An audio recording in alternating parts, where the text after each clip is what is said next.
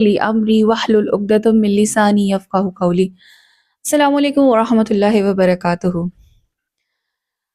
آج انشاءاللہ ہم اپنی کلاس کا تیسرا دن ہے اور تیسرا ہی پارہ ہے الحمدللہ، اور امید کرتی ہوں کہ سب کا رمضان بہت اچھا جا رہا ہوگا، اور اللہ تعالیٰ سے دعا ہے کہ آپ کے لیے اور میرے لیے یہ رمضان رحمتوں اور برکتوں والا کر دے، اور اسی رمضان کے ساتھ ہم سال بھر ایسے اچھے اور نیک اعمال کرنے کی ہمیں توفیق عطا فرمائے جس سے اللہ تعالیٰ ہم سے راضی ہو جائے۔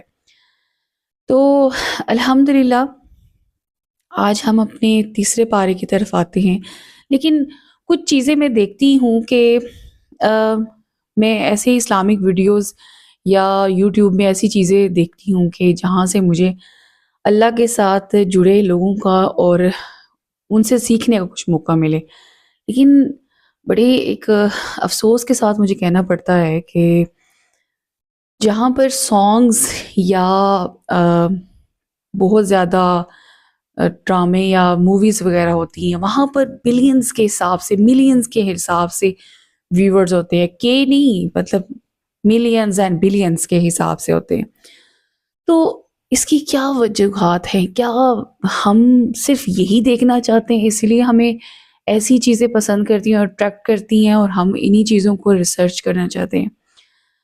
میں نے یہ آبزرو کیا ہے، اور اس کو بلکہ میں نے کافی عرصہ، ایک وقت تھا کہ جو جاہلیت کا ایک زمانہ تھا اور میوزک پیشن تھا اور اس میں ہی سمجھتی تھی سکون ہے، لیکن جب تک اس کو کانوں کے ساتھ آپ لگائے رکھے نا تو وہ اس وقت تک ہی سکون دیتا ہے۔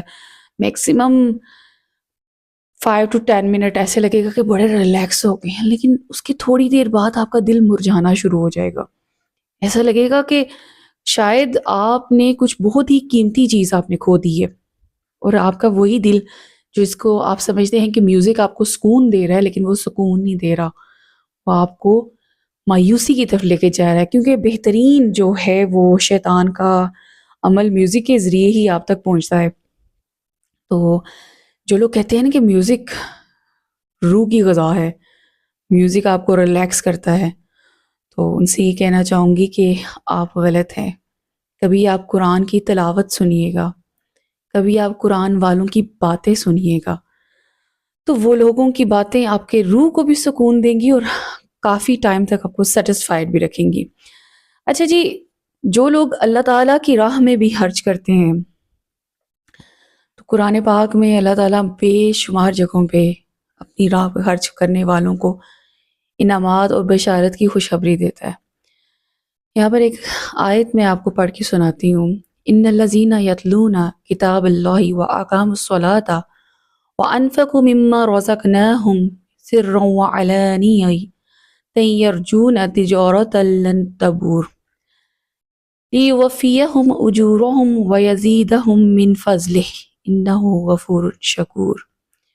بے شک جو لوگ اللہ کی کتاب کی تلاوت کرتے ہیں اور نماز قائم رکھتے ہیں اور جو کچھ ہم نے انہیں عطا کیا اس میں وہ خرچ کرتے ہیں، پوشیدہ بھی اور ظاہر بھی، ایسے اخروی تجارت کی امیدوار ہیں جو کبھی خسارے میں نہیں ہوں گے، تاکہ اللہ ان کے اجر انہیں پورا پورا عطا فرمائے اور اپنے فضل سے انہیں مزید نوازے۔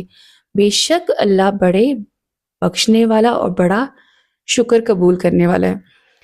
تو جو لوگ اللہ تعالیٰ کی راہ میں چاہتے ہیں نا کہ اللہ سے تجارت سٹارٹ کرنا چاہتے ہیں، نفع چاہتے ہیں، فائدہ چاہتے ہیں، تو وہ اللہ کی راہ میں خرچ کرنا شروع کر دیں۔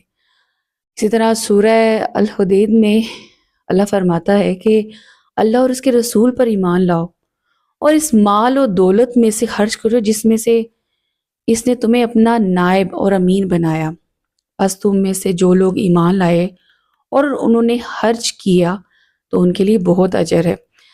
دیکھیں، مال کا ملنا، رزق کا ملنا، علم کا ملنا یا کوئی بھی دنیاوی نعمت کا ملنا وہ انسان کی اپنی قابلیت نہیں ہے، بلکہ اللہ کی عطا ہے، اللہ کی نعمت ہے۔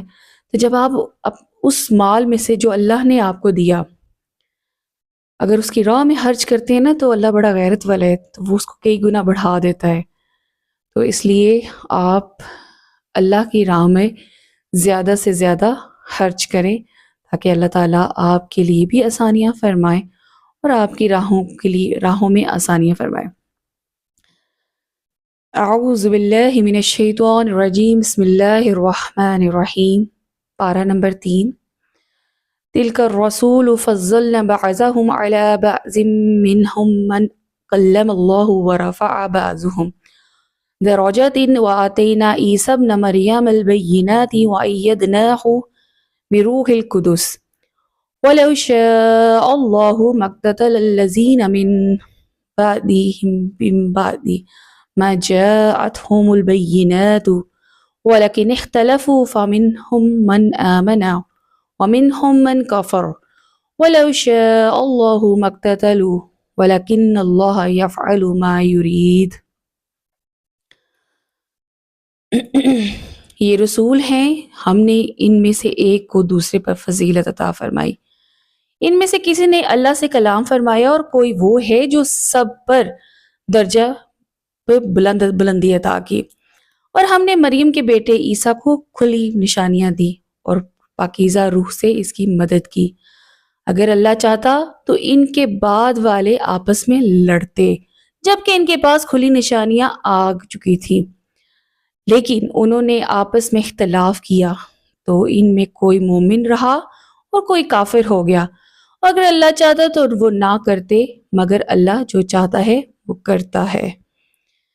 اے ایمان والو، یا ایھا الذین آمنوا انفقوا مما رزقناکم من قبل ان یأتی یوم لا بیع فیہ ولا خلۃ ولا شفاعۃ والکافرون هم الظالمون۔ اے وہ لوگو جو ایمان والے ہو، ہمارے دیے ہوئے رزق میں سے اللہ کی راہ میں اس دن کے آنے سے پہلے خرچ کر لو، جس دن کوئی خرید و فروخت ہوگی، نہ کافروں کے لیے دوستی اور نہ ہی شفاعت ہوگی، اور کافر ہی ظالم ہے۔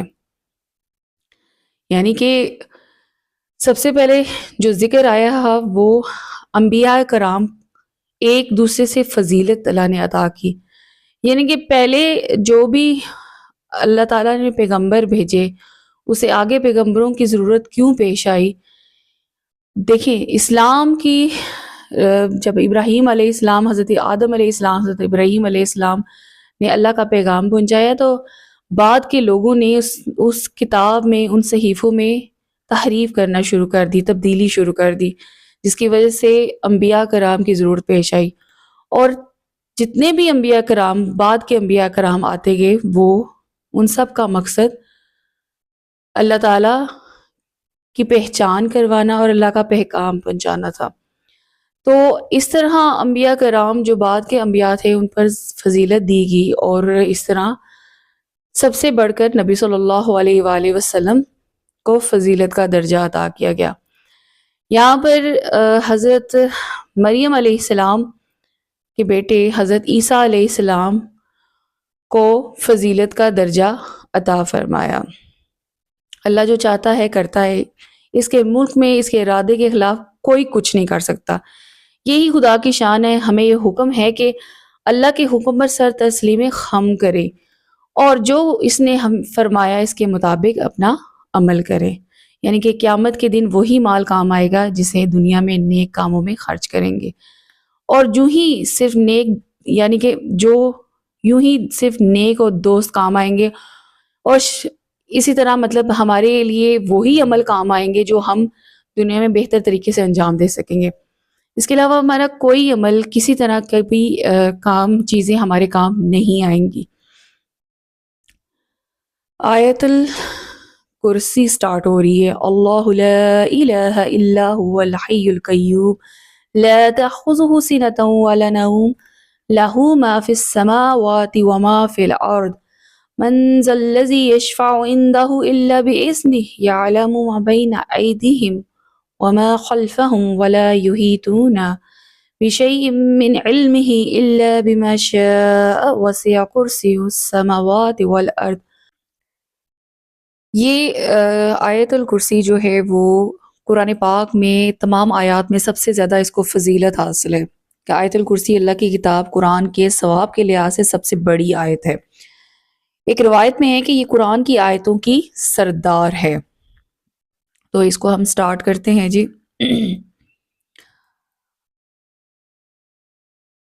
اللہ وہ ہے جس کے سوا کوئی معبود نہیں، وہ خود زندہ ہے اور دوسروں کو قائم رکھنے والا ہے، نہ اسے اونگ آتی ہے اور نہ نیند۔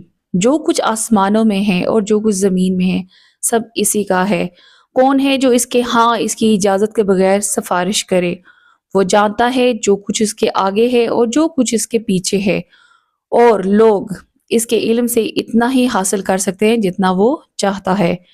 اس کی کرسی آسمان اور زمین کو اپنی وسعت میں لیے ہوئے ہے، اور اس کی حفاظت اسے تھکا نہیں سکتی۔ وہی بلند شان اور عظمت والا ہے۔ دین میں کوئی زبردستی نہیں، بے شک ہدایت کی راہ گمراہی سے خوب جدا ہے۔ تو جو شیطان کو نہ مانے اور اللہ پر ایمان لائے تو اس نے بڑا مضبوط سہارا تھام لیا، جس سہارے کو کبھی کھلنا نہیں، اور اللہ سننے والا اور جاننے والا ہے۔ یعنی کہ جو دین کے احکامات کو، اللہ کے احکامات کو مضبوطی سے تھام لیتا ہے تو شیطان اس پر کبھی حاوی نہیں ہو سکتا۔ اللہ ولی الذین آمنوا یخرجہم من الظلمات الی النور والذین کفروا اولیاؤہم الطاغوت یخرجونہم من النور الی الظلمات اولئک اصحاب النار ہم فیہا خالدون۔ اللہ مسلمانوں کا والی ہے، انہیں اندھیروں سے نور کی طرف نکالتا ہے، اور جو کافر ہیں ان کی حمایتی شیطان ہے، وہ انہیں نور سے اندھیروں کی طرف نکالتے ہیں۔ یہی لوگ دوزخ والے ہیں، یہ ہمیشہ اس میں رہیں گے۔ اے حبیب، کیا تم نے ان کو نہیں دیکھا تھا جس نے ابراہیم علیہ السلام سے اس کے رب کے بارے میں اس بنا پر جھگڑا کیا کہ اللہ نے اسے بادشاہی دی؟ جب ابراہیم نے فرمایا میرا رب وہ ہے جو زندگی دیتا ہے اور موت دیتا ہے، اس نے کہا میں بھی زندگی دیتا ہوں اور موت دیتا ہوں۔ ابراہیم علیہ السلام نے فرمایا تو اللہ سورج کو مشرق سے نکالتا ہے، بس تو مغرب سے لے آ۔ تو اس کافر کے ہوش اڑ گئے۔ اللہ ظالموں کو ہدایت نہیں دیتا، یعنی کہ بادشاہ وقت سے جو کہ کافی زیادہ طاقتور بھی تھا اور ظالم بھی تھا، نمرود کی بات ہو رہی ہے۔ تو جب اس سے مکالمہ ہوا حضرت ابراہیم علیہ السلام کا، تو حضرت ابراہیم علیہ السلام نے اس سے جو مکالمہ کیا اس میں یہی کہا کہ اگر تو اپنے آپ کو خدا کہتا ہے تو ٹھیک ہے، تو زندگی اور موت تو دے دیتا ہے کیونکہ وہ تو تیرے بس میں ہے، تو ایسا کر کہ سورج کو مشرق کی بجائے مغرب سے نکال۔ تو وہاں پر وہ ششدر رہ گیا۔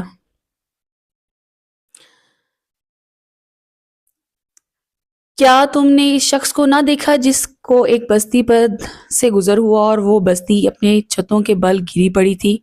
تو اس شخص نے کہا اللہ انہیں ان کی موت کے بعد کیسے زندہ کرے گا؟ تو اللہ نے اسے 100 سال موت کی حالت میں رکھا، پھر اسے زندہ کیا۔ پھر اس شخص نے فرمایا تم یہاں کتنا عرصہ ٹھہرے ہو؟ اس نے عرض کی 1 دن یا اس سے بھی کچھ وقت کم ٹھہرا ہوں۔ اللہ نے فرمایا نہیں، بلکہ تم یہاں 100 سال ٹھہرے ہو۔ اور اپنے کھانے اور پینے کو دیکھو، اب تک بدبودار نہیں ہوا۔ اپنے گدھے کو دیکھو جس کی ہڈیاں تک سلامت نہ رہیں۔ یعنی کہ یہ نشانی بتا دی گئی کہ اگر وہاں پر تم 1 دن رہے ہو یا 1 دن سے کم عرصہ تم سوئے ہو تو پہلے اپنے گدھے کو دیکھ لو، جہاں سے اب یہاں پر گدھے سے مراد کیوں اور کھانے کو کیوں تازہ رکھا گیا کہ اللہ تعالیٰ جو چاہتا ہے وہ کر سکتا ہے، وہ ناممکن کو ممکن اور ممکن کو ناممکن کرنے پہ قدرت رکھتا ہے۔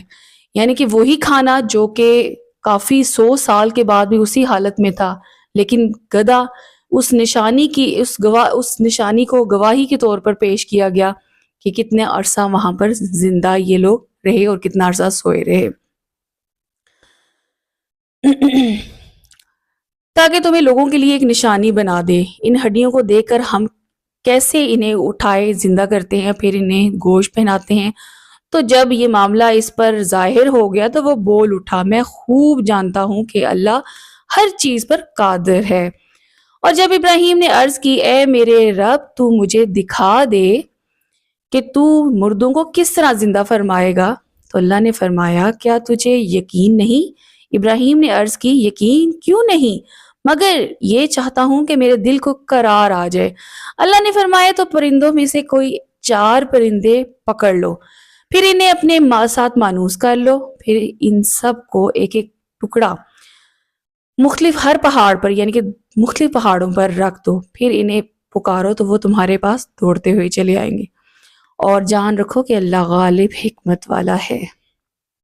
یہ لوگوں کی مثال اپنے مال اللہ کی راہ میں خرچ کرتے ہیں ایک دانے کی طرح ہے جس نے 7 بالیاں اگائیں اور ہر بالی میں 100 دانے ہیں۔ اللہ اس سے بھی زیادہ بڑھائے جس کے لیے چاہے، اور اللہ وسعت والا اور علم والا ہے۔ یعنی کہ بالیوں سے مراد اور مال کو خرچ کرنے سے مراد یہ ہے کہ جو کوئی اپنا مال اللہ کی راہ میں ایک دانہ دیتا ہے اور ایک دانہ بوتا ہے تو اس کی جگہ ہر بالی میں آپ دیکھیں کہ ہر بالی میں 100 دانے ہوتے ہیں، یعنی کہ وہ ایک دانہ کتنی زیادہ آپ کے لیے فراغی اور نعمت لے کے آتا ہے۔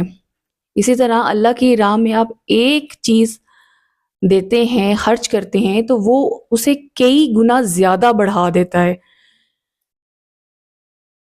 وہ لوگ جو اپنے مال اللہ کی راہ میں خرچ کرتے ہیں پھر خرچ کرنے کے بعد نہ احسان جتلاتے ہیں نہ تکلیف دیتے ہیں، ان کا انعام ان کے رب کے پاس اور ان پر نہ کوئی خوف ہوگا اور نہ وہ غمگین ہوں گے۔ قول معروف و مغفرت خیر من صدقۃ یتبعها اذى واللہ غنی حلیم۔ اچھی بات کہنا، معاف کرنا اور اس خیرات سے بہتر ہے جس کے بعد ستانا ہو، اور اللہ بے پرواہ اور حلم والا ہے۔ یعنی کہ معروف بات کہنا، بلی بات کہنا اس خیرات سے بہتر ہے جس کے بعد تم اس چیز کو جتلاؤ اور اپنے آپ کو تکبر اور فخر محسوس کرو۔ اے ایمان والو، احسان جتا کر اور تکلیف پہنچا کر اپنے صدقے برباد نہ کرو اس شخص کی طرح جو اپنا مال لوگوں کے دکھاوے کے لیے خرچ کرتا ہے اور اللہ اور قیامت پر ایمان نہیں لاتا۔ تو اس کی مثال ایسی ہے جیسے ایک چکنا پتھر ہو جس پر مٹی ہے، تو اس پر زوردار بارش پڑی جس سے اسے صاف کر دیا،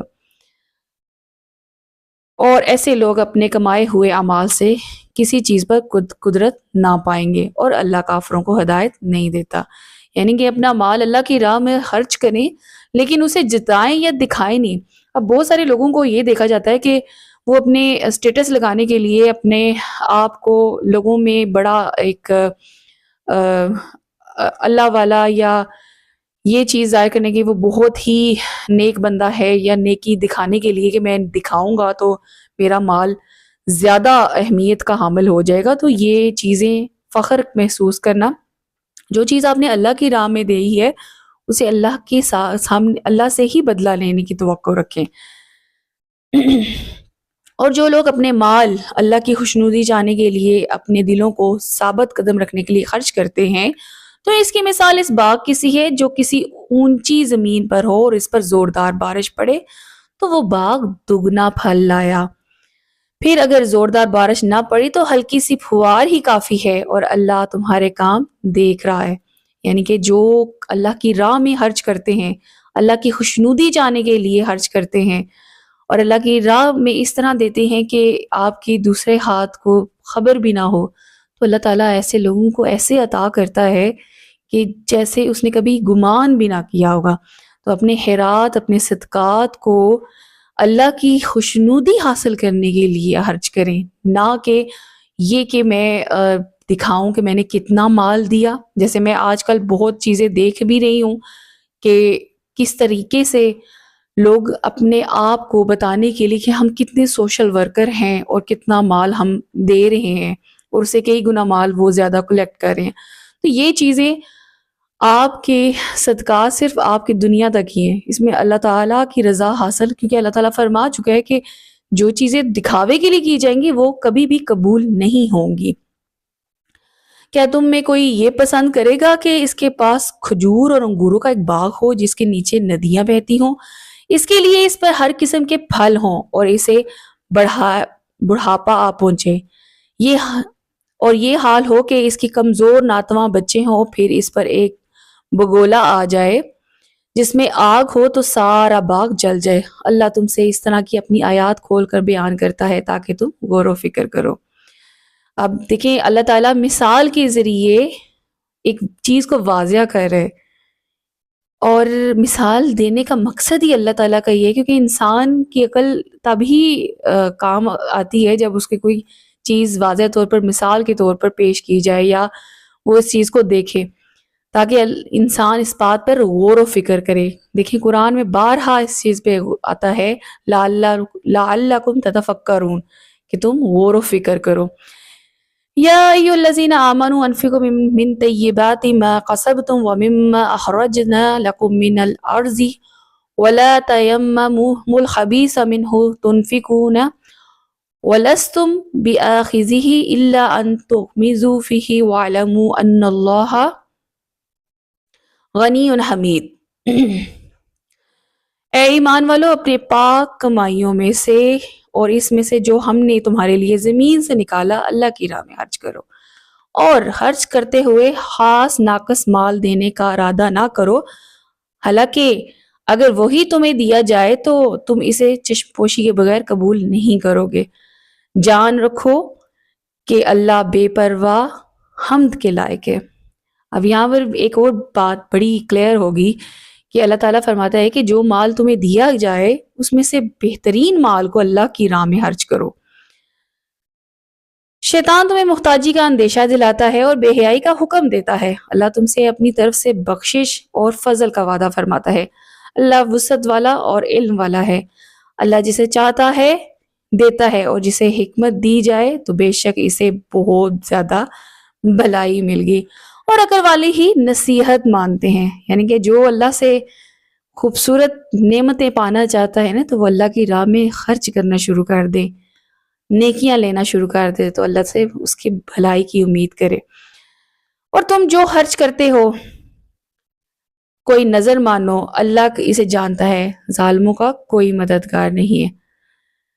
اگر تم علانیہ خیرات دو گے تو کیا ہی اچھا ہوگا، اور اگر تم چھپا کر دو گے فقیروں کو تو یہ تمہارے لیے سب سے زیادہ بہتر ہے۔ اللہ تم سے تمہارے کچھ برائیاں مٹا دے گا اور تمہارے کاموں کو سے خبردار ہے۔ یعنی کہ اگر صدقہ خیرات اگر آپ لوگوں کو دکھانے اس غرض سے، اس نیت سے دیتے ہیں کہ آپ کا مقصد دوسروں کی اصلاح بھی ہے اور دوسرے بھی اس چیز پہ پارٹیسپیٹ کرے، اور اس کا صرف یہ مقصد ہے کہ آپ لوگوں کو یہ چیز دکھانا چاہتے ہیں کہ آپ بھی اللہ تعالیٰ کی راہ میں دیں، لیکن غرض یہ نہ ہو کہ آپ نے یہ چیزیں اس لیے دے رہے ہیں کہ میرا نام بنے گا، تو یہ قابل قبول، کہ انسان کی نیت پر ہے نا، انما الاعمال بالنیات۔ تو لیکن جو چھپا کر دے وہ اس سے زیادہ بہتر ہے کہ جو وہ دکھا کر دے رہا ہے۔ لوگوں کو ہدایت دے دینا تم پر لازم نہیں، ہاں اللہ جسے چاہتا ہے ہدایت دیتا ہے، اور تم جو اچھی چیز خرچ کرو تو وہ تمہارے ہی فائدہ مند ہے، اور تم اللہ کی خوشنودی چاہنے کے لیے ہی مال خرچ کرو، اور جو مال تم خرچ کرو یہ وہ تمہارا پورا پورا دیا جائے گا، اور تم پر کوئی زیادتی نہیں کی جائے گی۔ دیکھیے اللہ تعالیٰ کتنا رحمان ہے کہ جو مال ہم اس کی راہ میں دیں گے۔ اب یہ ایک اور چیز کانسیپٹ آپ کا کلیئر ہونا چاہیے کہ مال کسی دربار میں یا کسی آستانے پہ جا کر نہیں دینا، مال اللہ کی راہ میں دینا ہے، اور اللہ کی راہ میں دینے کے لیے آپ کی نیت کا خالص ہونا بہت ضروری ہے۔ آپ کا عمل صرف اور صرف اللہ کی رضا حاصل کرنا ہے، اللہ کی خوشنودی حاصل کرنا ہے، لوگوں کو خوش کرنا یا کسی آستانے پہ جا کر وہاں پر خوش کرنا نہیں۔ آپ کا عمل صرف اور صرف اللہ کی رضا ہونی چاہیے، کیونکہ اللہ تعالیٰ ہر عمل سے باخبر ہے۔ ان فقیروں کے لیے جو اللہ کے راستے میں روک دیے گئے وہ زمین پر چل پھر نہیں سکتے، ناواقف انہیں سوال کرنے سے بچانے کی وجہ سے مالدار سمجھتے ہیں۔ تم انہیں ان کی علامت سے پہچان لوگے، وہ لوگوں سے لپٹ کر سوال نہیں کرتے، اور تم جو خیرات کرو اللہ اسے جانتا ہے۔ اب یہاں پر وہی چیز آ گئی ہے کہ ایک صدقہ جو آپ علانیہ طور پر کرتے ہیں اور ایک صدقہ جو آپ چھپے ہوئے کرتے ہیں، لیکن بہترین صدقہ وہی ہے جو خاموشی کے ساتھ کیا جائے۔ اب آج کے دور میں لوگ اس طرح مانگتے ہیں اور یہ بھی اندازہ نہیں ہوتا کہ ہم کس کو دیں اور کس کو نہ دیں۔ تو اللہ تعالیٰ فرماتا ہے کہ وہ جو تم سے سوال نہ کریں، تم سے مانگتے ہیں مانگے نہ، لیکن جو تم سے سوال کر کے لے کے، آج کل تو ایسے ادارے بن چکے ہیں کہ جو صرف صدقہ خیرات کے نام پر آپ سے پیسے ادھیڑے ہوتے ہیں، لے رہے ہوتے ہیں، اور آپ ان کو سبمٹ کرواتے ہیں، دے دیتے ہیں۔ لیکن وہ لوگ جو آپ سے سوال ہی نہیں کر سکتے، اور ایسے لوگوں کو ڈھونڈیں، ایسے لوگوں کو جانیں کہ کون کہاں کس طرح پہنچانا ہے۔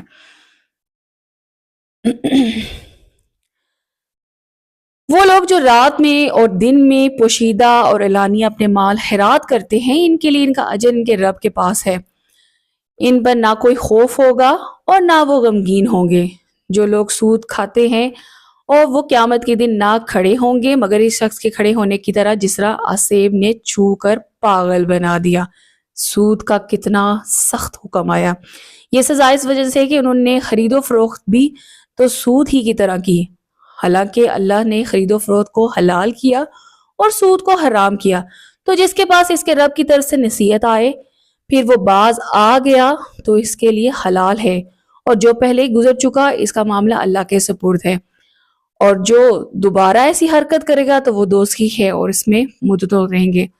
یہ تھا کہ اسلام میں سود کے حکم سے پہلے ایسے بہت سے صحابہ تھے جو سود کا کاروبار کرتے تھے، تو یہ حکم آنے کے بعد اب جب حکم آ گیا تو یہاں پر منع کیا جا رہا ہے کہ اب مزید کوئی ایسا کام نہیں ہوگا۔ لیکن جو توبہ کر لے گا تو اللہ تعالیٰ یہ معاملہ اللہ کے سپرد ہو جائے گا، اور اللہ غفور الرحیم ہے۔ لیکن جو اس کے باوجود یہ کام جاری رکھے گا تو اس کا ٹھکانہ جہنم ہوگا۔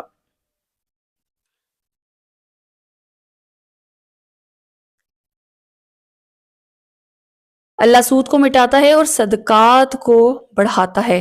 اللہ کسی ناشکرے بڑے گناہگار کو پسند نہیں کرتا۔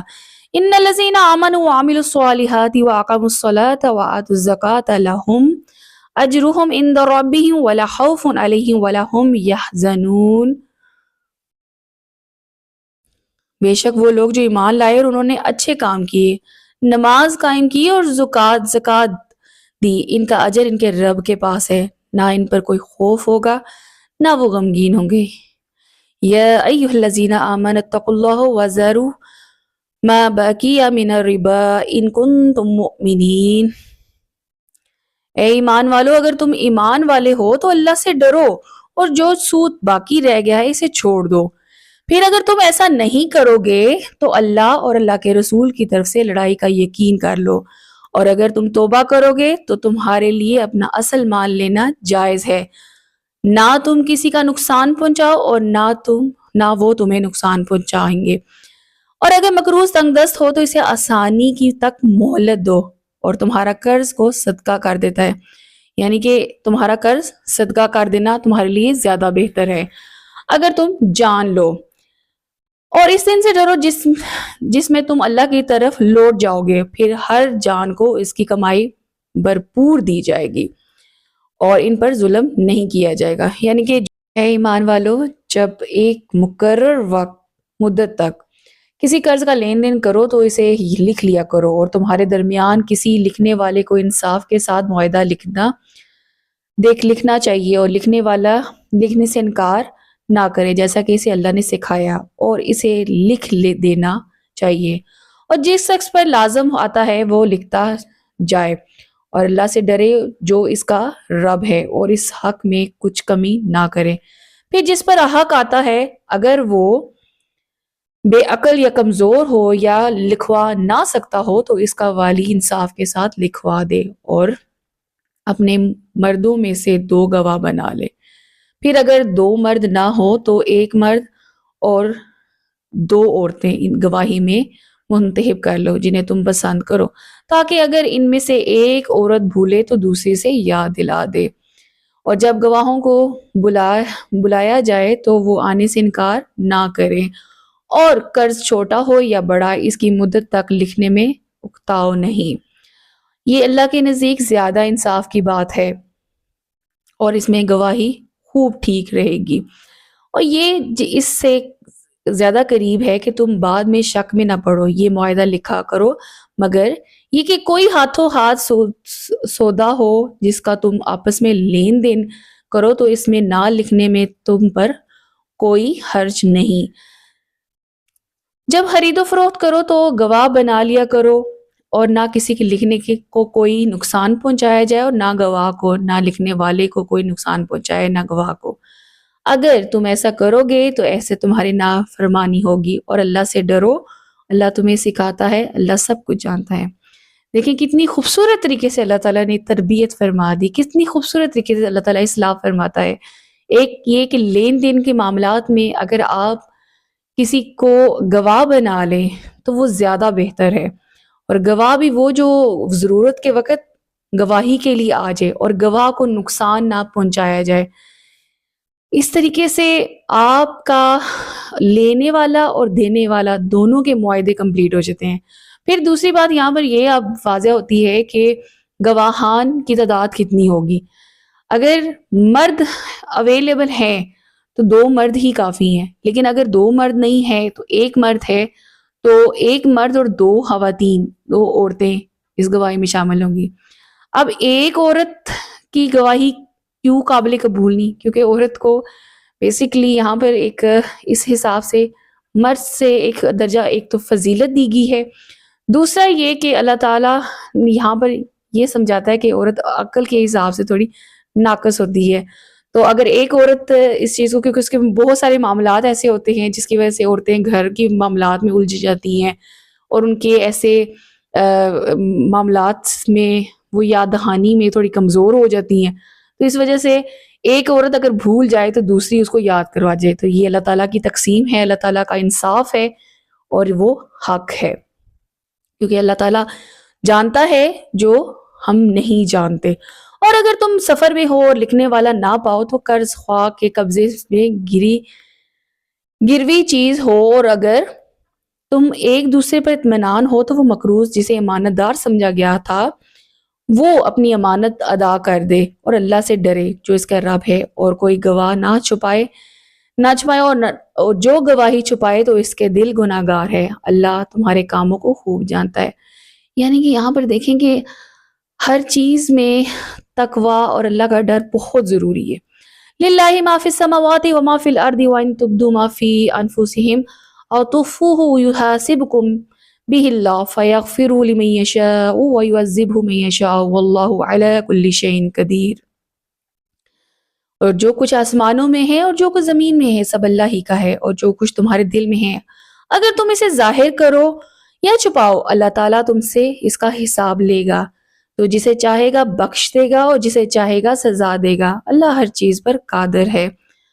رسول اس پر ایمان لایا جو اس کے رب کی طرف سے اس کی طرف نازل کیا گیا، اور مسلمان بھی سب اللہ پر اور اس کے فرشتوں پر اور اس کی کتابوں اور اس کے رسولوں پر یہ کہتے ہیں کہ ایمان لائے کہ ہم اس کے کسی سے رسول پر ایمان لانے میں فرق نہیں کرتے۔ اور انہوں نے عرض کی اے ہمارے رب، وقالوا سمعنا واطعنا غفرانک ربنا والیک المصیر، اے ہمارے رب ہم نے سنا اور مانا، ہم پر تیری معافی اور تیری ہی طرف لوٹنا ہے۔ یعنی کہ جو ایمان والے ہوں گے، جو مومن ہوں گے، وہ اللہ کی بات کو سنتے اور اس پر ایمان لاتے ہیں، جیسے انبیاء کرام تھے، جیسے مومنین تھے، جیسے صحابہ تھے۔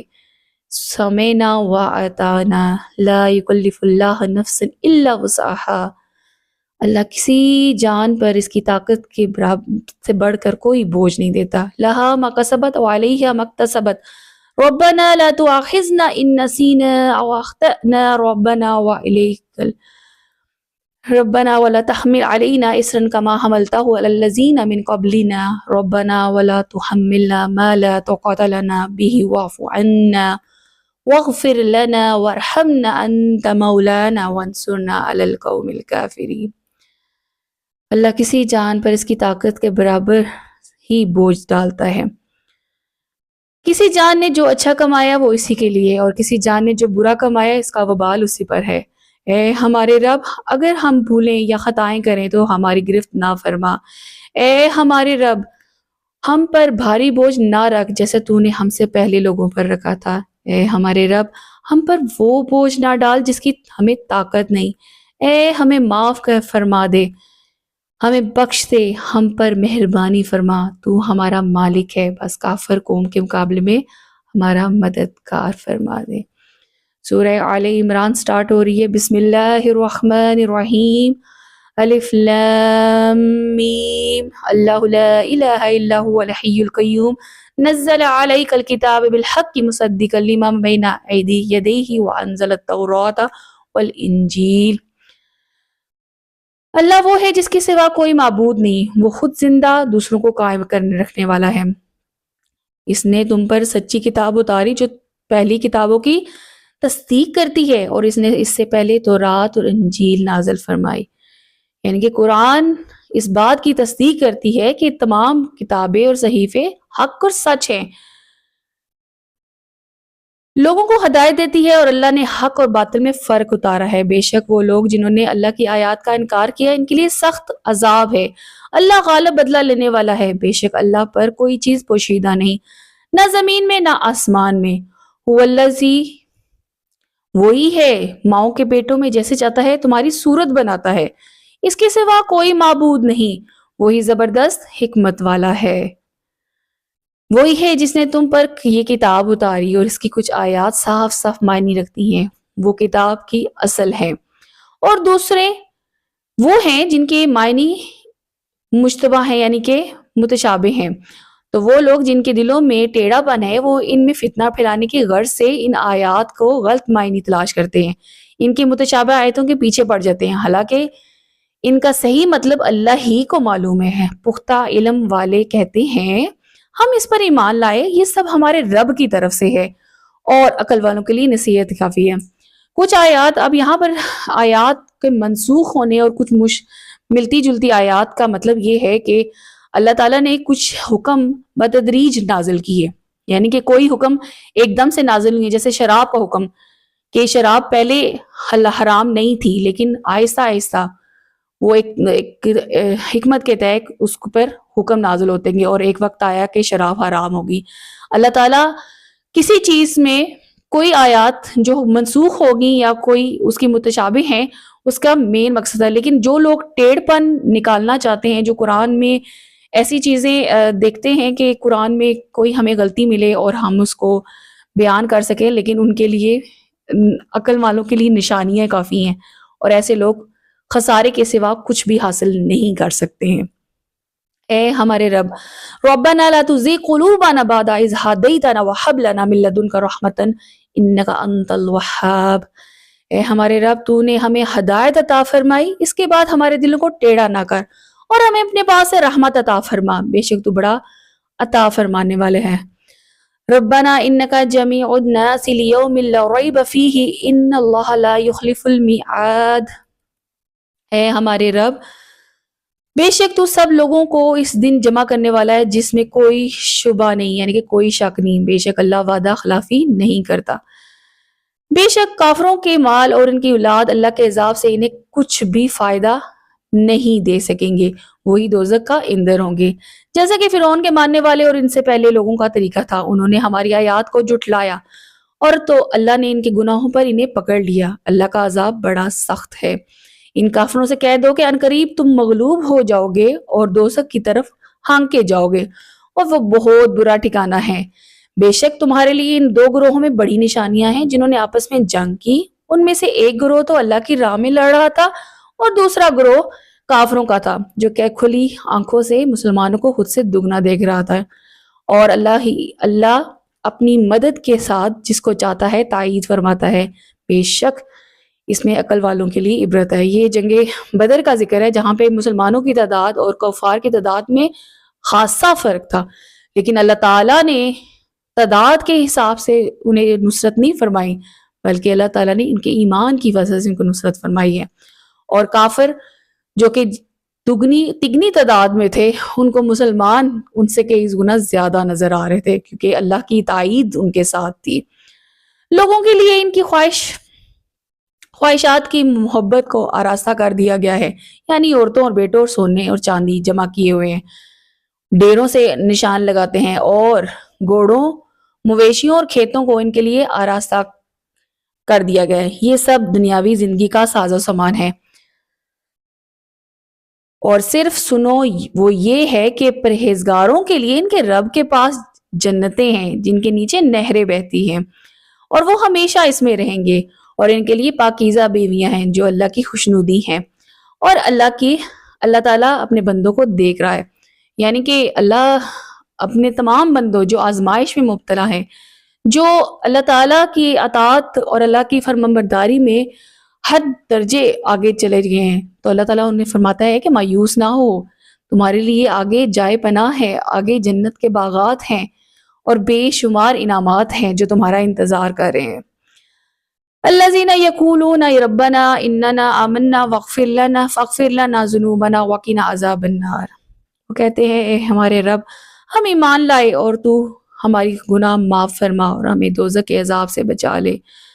الصابرین والصادقین والقانتین والمنافقین والمستغفرین بالاسحار، صبر کرنے والے اور سچے اور فرما بردار اور راہ خدا میں خرچ کرنے والے اور رات کے آخری حصے میں مغفرت فرمانے والے۔ یہ ان کی نشانیاں ہیں جو اللہ تعالیٰ سے محبت کرتے ہیں۔ اللہ سے محبت کا ان کا یہ عالم ہے کہ وہ صبر کرتے ہیں اگر کوئی مشکل آ جائے، وہ سچے ہوتے ہیں کوئی بھی وقت آ جائے، وہ فرما بردار ہوتے ہیں اللہ کے، وہ خرچ کرنے والے ہوتے ہیں اللہ کی راہ میں، اور رات کے آخری پہر یعنی کہ تہجد کے وقت اٹھ کے اللہ سے مغفرت مانگتے ہیں۔ اللہ ہی نے گواہی دی اور اس کے سوا کوئی معبود نہیں، فرشتوں نے اور عالموں نے انصاف سے قائم ہو کر اس کے سوا کسی کی عبادت نہیں، عزت والا حکمت والا ہے۔ ان الدین عند اللہ الاسلام وما اختلف الذین اوتوا الکتاب الا من بعد ما جاءهم العلم بغیا بینہم ومن یکفر بآیات اللہ فإن اللہ سریع الحساب۔ بے شک اللہ کے نزدیک دین صرف اسلام ہے، اور جنہیں کتاب دی کہ انہوں نے آپس میں اختلاف نہ کیا مگر اپنے پاس علم آ جانے کے بعد اپنے باہمی حسد کی وجہ سے، اور جو اللہ کی آیات کا انکار کرے تو بے شک اللہ جلد حساب لینے والا ہے۔ یعنی کہ حق واضح ہو گیا، سچ تمہارے سامنے آ گیا، اس کے باوجود بھی تم آیات کا انکار کرو اور اس کے باوجود تم اللہ تعالیٰ کی دی ہوئے احکامات کی پیروی نہ کرو تو اللہ تعالیٰ پھر حساب لینے پر قدرت رکھتا ہے۔ اے حبیب، اگر وہ تم سے جھگڑا کریں تو تم فرما دو میں تو اپنا منہ اللہ کی بارگاہ میں جھکائے ہوئے ہوں، میری پیروی کرنے والے بھی، اور اے حبیب اہل کتاب اور ان پڑھوں سے فرما دو کیا تم بھی اسلام قبول کرتے ہو؟ پھر اگر وہ اسلام قبول کر لیں تو انہوں نے بھی سیدھا رستہ اپنا لیا، اور اگر یہ منہ پھیریں تو اوپر تم تو صرف حکم پہنچا دینا تھا، یعنی کہ آپ کا کام حکم پہنچا دینا تھا۔ اللہ بندوں کو دیکھ رہا ہے، یعنی کہ آپ صلی اللہ علیہ وسلم سے فرمایا جا رہا ہے کہ آپ کا کام ہے پہنچا دیں اپنی جو اللہ تعالیٰ نے حکم دیا ہے، اس کو آپ لوگوں تک پہنچا دیں۔ کون مانتا ہے کون نہیں مانتا یہ ان پر ڈیپینڈ کرتا ہے، پھر یہ معاملہ اللہ کا طرف۔ اسی طرح تمام مسلمانوں پر یہ فرض ہے کہ وہ اللہ کا پیغام، کیونکہ ہم سب اللہ کی عبادت کے لیے پیدا ہوئے ہیں، آپ کا میرا ہم سب کا یہ کام ہے کہ ہم قرآن کی تعلیمات کو ایسے عام کریں کہ لوگوں تک پہنچائے، کوئی سنے یا نہ سنے یہ اس کی اپنی ہیڈک ہے۔ ان الذین یکفرون بآیات اللہ ویقتلون النبیین بغیر حق ویقتلون الذین یأمرون بالقسط من الناس وبشرہم بعذاب علیم۔ بے شک وہ لوگ جو اللہ کی آیات کا انکار کرتے ہیں اور نبیوں کو ناحق شہید کرتے ہیں، انصاف کا حکم کرنے والوں کو قتل کرتے ہیں اور انہیں دردناک عذاب کی خوشخبری سنا دو۔ یعنی کہ جو غلط کام کرتے ہیں اور ناحق قتل کرتے ہیں تو اللہ تعالیٰ ان کو خوشخبری دے رہا ہے عذاب کی۔ یہی وہ لوگ ہیں جن کے اعمال دنیا اور آخرت میں برباد ہوں گے اور ان کا کوئی مددگار نہیں ہوگا۔ کیا تم نے ان لوگوں کو نہیں دیکھا جنہوں نے کتاب کا کچھ حصہ دیا گیا، اور جب انہیں اللہ کی کتاب کی طرف بلایا جاتا ہے تاکہ وہ ان کے فیصلہ کر دے تو پھر ان میں سے ایک گروہ بے رخی کرتے ہوئے منہ پھیر لیتا ہے۔ یہ جرت اس لیے انہیں ہوئی کہ وہ کہتے ہیں کہ ہرگز ہمیں آگ نہ چھوئے گی مگر گنتی کے چند دن، اور انہیں ان کی ایسی من گھڑت باتوں نے ان کے دین کے بارے میں دھوکے میں ڈالا ہے۔ بنی اسرائیل کا یہ خیال ہے نا، خیال تھا اور ابھی بھی یہ خیال ہے کہ انہیں وہ اللہ کے پسندیدہ ہیں اور انہیں آگ چند دن کے سوا نہیں چھو سکے گی۔ تو اللہ تعالیٰ فرماتا ہے کہ یہ ان کی من گھڑت قصے اور ان کے خوش فہمیاں ہیں جو ان کے دھوکے میں ڈالے ہوئے ہیں، اور یہ اپنے برے اعمالوں کی طرف لپکے ہوئے ہیں۔ تو کیسی حالت ہوگی جب ہم انہیں اس دن کے لیے اکٹھا کریں گے جس میں کوئی شک نہیں ہوگا اور ہر جان کو اس کی پوری کمائی دی جائے گی اور ان پر ظلم نہ کیا جائے گا۔ یوں عرض کرو اے اللہ ملک کے مالک، تو جسے چاہتا ہے سلطنت عطا فرماتا ہے اور جسے چاہتا ہے چھین لیتا ہے۔ وَتُعِزُّ مَن تَشَاءُ وَتُذِلُّ مَن تَشَاءُ بِيَدِكَ الْخَيْرُ إِنَّكَ عَلَى كُلِّ شَيْءٍ قَدِيرٌ۔ اور تو جسے چاہتا ہے عزت دیتا ہے اور تو جسے چاہتا ہے ذلت دیتا ہے، تمام بلائی تیرے ہاتھ میں ہیں، بے شک تو ہر چیز پر قدرت رکھتا ہے۔ تو رات کا کچھ حصہ دن میں داخل کر دیتا ہے اور تو دن کا کچھ حصہ رات میں داخل کر دیتا ہے، تو وہ تو مردہ سے زندہ کو نکالتا ہے اور زندہ سے مردہ کو نکالتا ہے۔ تو جسے چاہتا ہے رزق عطا کرتا ہے۔ مسلمانوں کو چھوڑ کر کافروں کو اپنا دوست نہ بنائے، اور جو کوئی ایسا کرے گا اس کا اللہ سے کوئی تعلق نہیں ہوگا مگر یہ کہ تمہیں اس سے کوئی ڈر ہو۔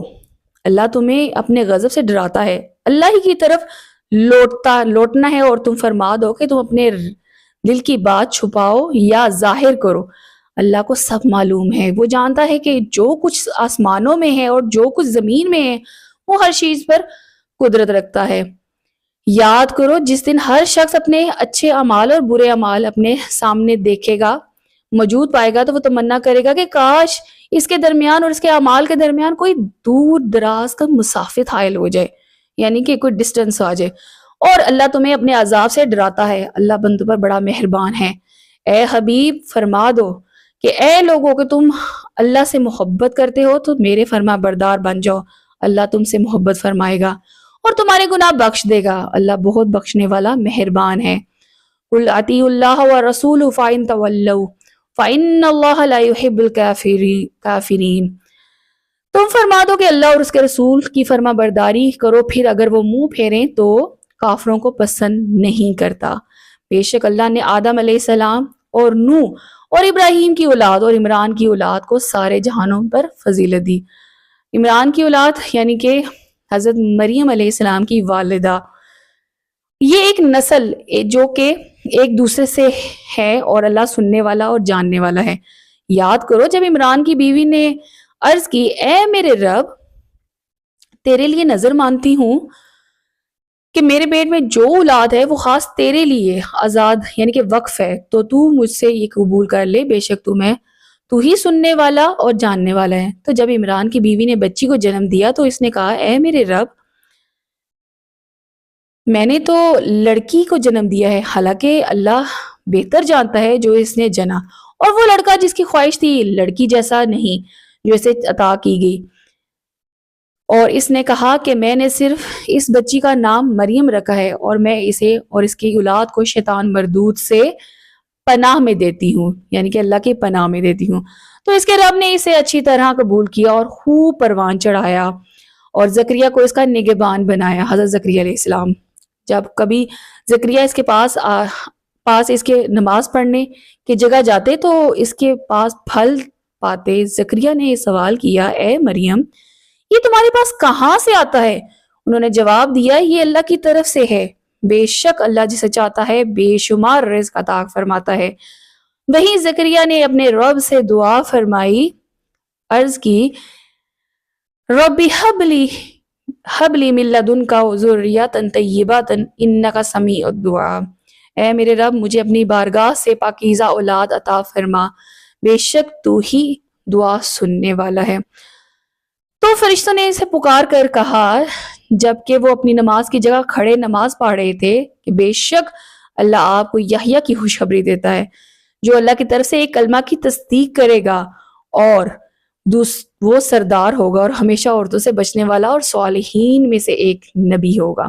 لیکن اللہ کی صفت یعنی کہ وہ بتا دیے کہ وہ نبی ہوگا اور وہ صالحین میں سے ہوگا، اور عورتوں سے بچنے سے مراد یہ کہ وہ عورتوں کی طرف یعنی کہ لپکنے والا یا ایسا نہیں ہوگا، ایک نیک و پرہیزگار ہوگا۔ عرض کی ہے میرے رب میرے ہاں لڑکا کیسے پیدا ہوگا حالانکہ مجھے بڑھاپا پہنچ چکا ہے اور میری بیوی بانجھ ہے. اللہ نے فرمایا یوں ہی وہ چاہتا ہے کرتا ہے. قال رب اجعل لي آیات قال آیاتک الا تکلم الناس ثلاثة ایام الا رمزا واذکر ربک کثیرا وسبح بالعشی والابکار. اے میرے رب، عرض کی کہ اے میرے رب میرے لیے کوئی نشانی مقرر فرما دے. اللہ نے فرمایا تیری نشانی یہ ہے کہ تو 3 دن تک لوگوں سے صرف اشاروں سے بات چیت کر سکو گے اور اپنے رب کی کثرت سے صبح اور شام تسبیح کرتے رہو گے. اور یاد کرو جب فرشتوں نے کہا اے مریم بے شک اللہ نے تمہیں چن لیا ہے اور تمہیں خوب پاکیزہ کر دیا ہے اور تمہارے سارے جہان کی عورتوں پر منتخب کیا ہے. اے مریم اپنے رب کی فرما برداری کرو اور اس کی بارگاہ میں سجدہ کرو اور رکوع کرنے والا اور سجدہ کرنے والے بن جاؤ. یہ غیب کی خبریں ہیں جو ہم خفیہ طور پر تمہیں بتاتے ہیں اور تم ان کے پاس موجود نہ تھے جب وہ اپنی قلموں سے قرآن ڈالتے تھے کہ ان میں سے کون مریم کی پرورش کرے گا اور تم ان کے پاس نہ تھے.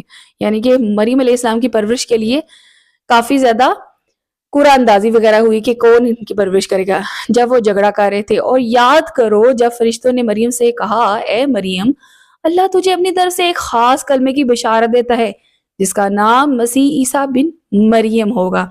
یعنی کہ اب اللہ تعالیٰ نے حضرت مریم کو عیسیٰ علیہ السلام حضرت عیسیٰ علیہ السلام کی بشارت سنائی اور یہ کلمہ اللہ کی طرف سے مریم علیہ السلام پر نازل ہوا اور وہ دنیا اور آخرت میں تمہاری عزت والا ہوگا اور اللہ کے مقرب بندوں میں سے ہوگا. یعنی کہ وہ عزت کا باعث بنے گا اور وہ لوگوں سے جھولے میں اور بڑی عمر میں بات کرے گا اور خاص بندوں میں ہوگا. یعنی کہ جب مریم علیہ السلام پر یہ وقت آیا کہ ان پر کسی بشر نے ان کو چھوا نہیں تو لوگوں نے ظاہر ہے لوگوں کی باتوں سے وہ ڈر گئی.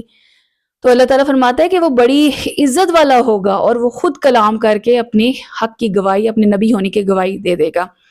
مریم نے عرض کیا کہ اے میرے رب میرے ہاں بچہ کیسے ہوگا مجھے تو کسی شخص نے ہاتھ بھی نہیں لگایا. اللہ فرماتا ہے اللہ یوں ہی چاہتا ہے پیدا کرتا ہے.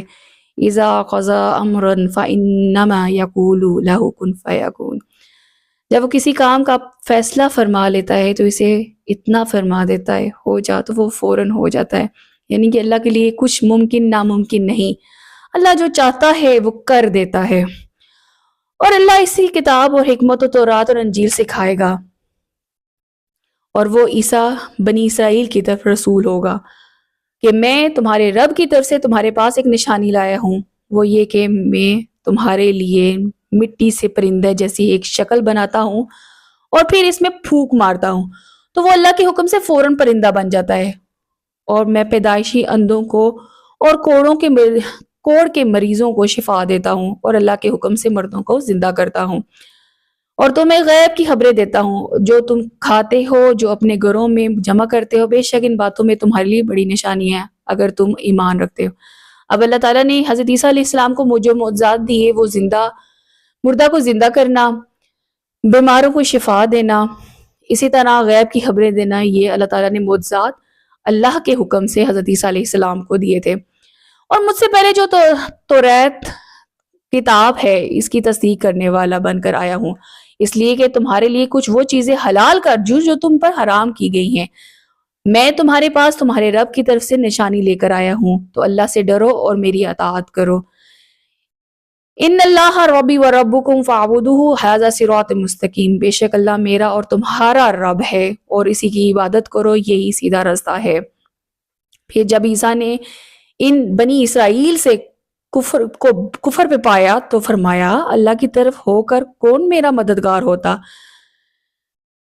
مخلص ساتھیوں نے کہا ہم اللہ کے دین کے مددگار ہیں، ہم اللہ پر ایمان لائیں گے اور آپ اس پر گواہ ہو جائیں، ہم یقیناً مسلمان ہیں. ربنا آمنا بما انزلت واتبعنا الرسول فاکتبنا مع الشاہدین. اے ہمارے رب ہم اس کتاب پر ایمان لائے جو تو نے نازل فرمائی اور ہم نے رسول کے اتباع کی پیروی فرمائی. بس گواہی دینے والوں میں لکھ دینا، یعنی کہ ہمیں گواہی دینے والوں میں لکھ دینا۔ وَمَكَرُوا وَمَكَرَ اللَّهُ وَاللَّهُ خَيْرُ الْمَاكِرِينَ، اور کافروں نے خفیہ منصوبہ بنایا، اللہ نے خفیہ تدبیر فرمائی، اور اللہ سب سے بہتر خفیہ تدبیر فرمانے، یعنی کہ عیسیٰ علیہ السلام کو جو کافر تھے، جو نہیں مانتے تھے، تو حضرت عیسیٰ علیہ السلام کو قتل کرنے کا منصوبہ بنایا۔ تو اللہ تعالیٰ ان منصوبوں سے بہتر منصوبہ کرنے والا ہے، کیونکہ ایک منصوبہ تم نے کیا، ایک منصوبہ اللہ کرتا ہے، اور بہترین منصوبہ اللہ ہی کا ہے۔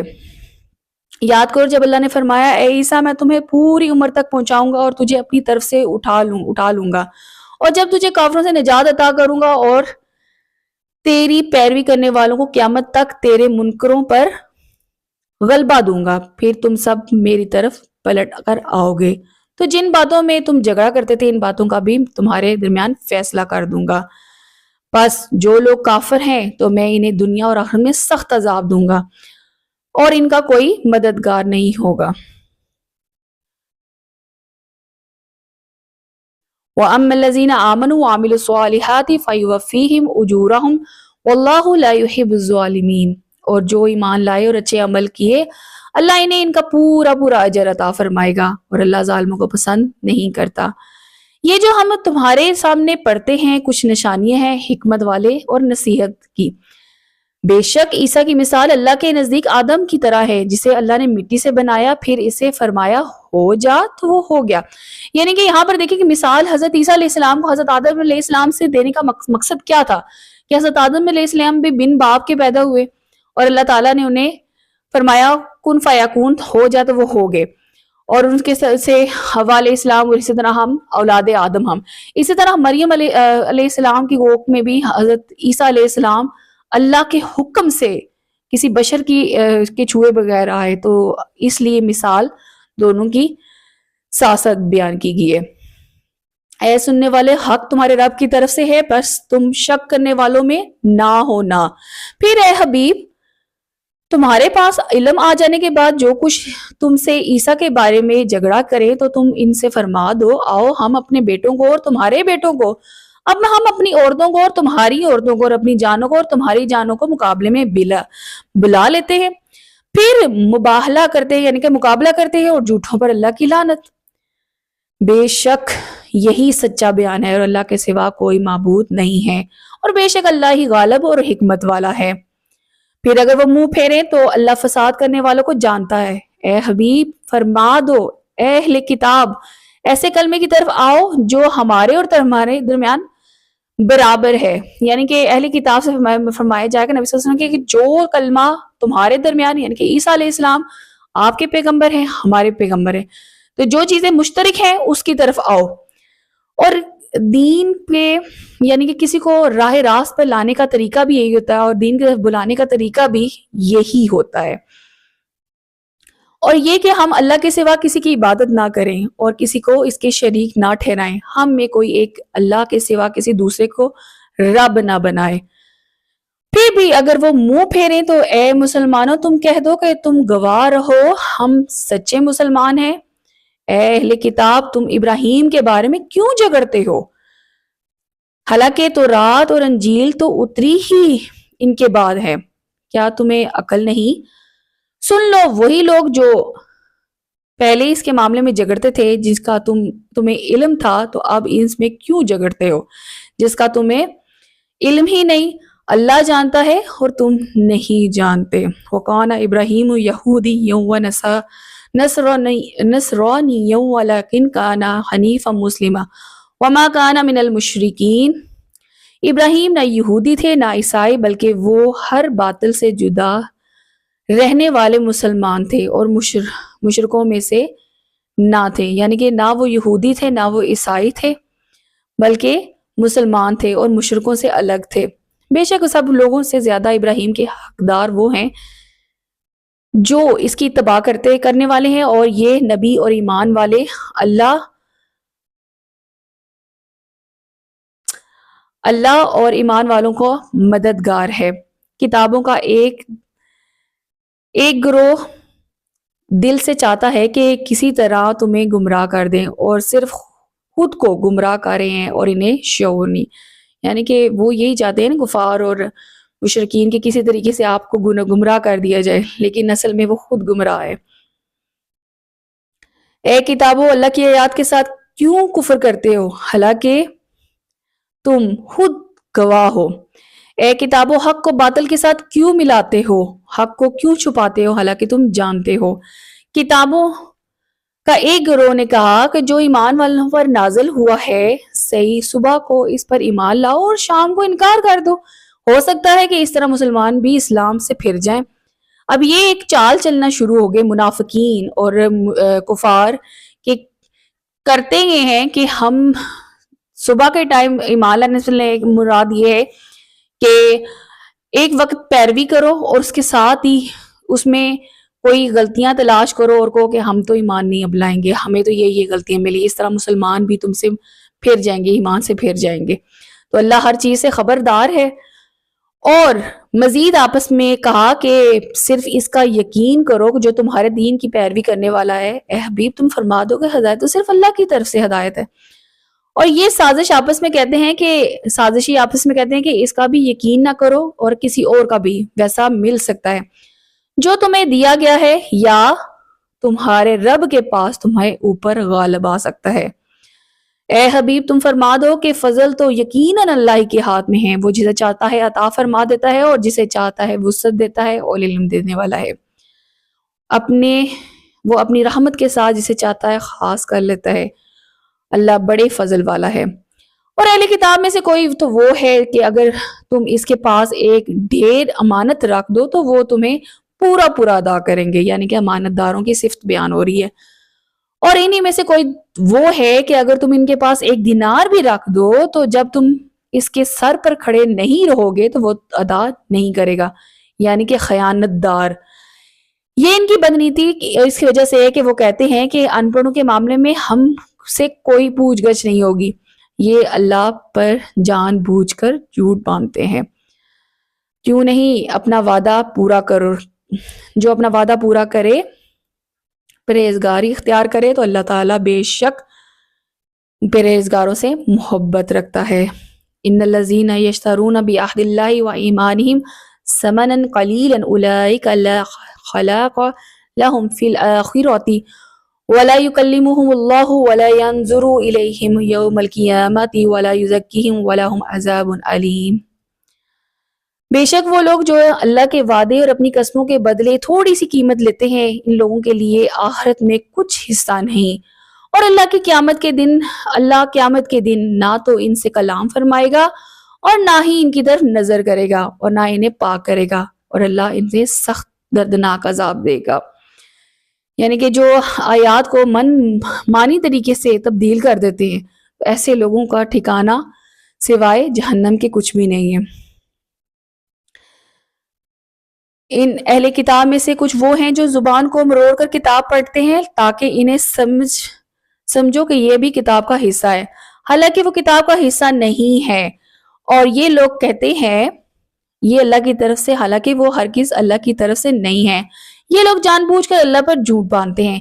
کسی آدمی کو یہ حق حاصل نہیں کہ اللہ اسے کتاب اور حکمت اور نبوت عطا کرے تو پھر وہ لوگوں سے کہے کہ اللہ کو چھوڑ کر میری عبادت کرو، عبادت گزار بن جاؤ، حالانکہ یہ کہے گا کہ اللہ والے بن جاؤ، کیونکہ تم کتاب کی تعلیم دیتے ہو اور اس کے لیے تم خود بھی اسے پڑھتے ہو۔